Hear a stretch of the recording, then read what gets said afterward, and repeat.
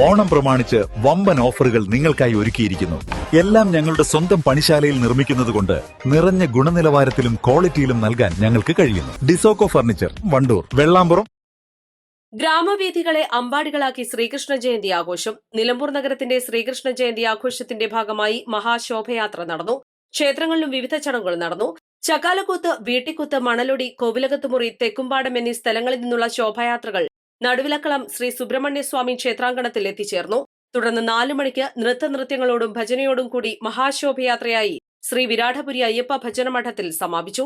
തുടർന്ന് പ്രസാദ വിതരണമുണ്ടായി. മഹാശോഭയാത്രയിൽ വാദ്യഘോഷ അകമ്പടിയോടുകൂടി ശ്രീകൃഷ്ണ വേഷധാരികളായ ബാലികാ ബാലന്മാരും കണ്ണന്റെ ലീലാവിലാസങ്ങൾ എടുത്തുകാണിക്കുന്ന നിശ്ചല ദൃശ്യങ്ങളും ഭജന സംഘങ്ങളും അനുഗമിച്ചു. ആഘോഷ പ്രമുഖ് കെ രജീഷ്, ഗോപികൃഷ്ണൻ, കെ ശശികുമാർ, വൈകാശ് തുടങ്ങിയവർ നേതൃത്വം നൽകി. East life, Nilambur.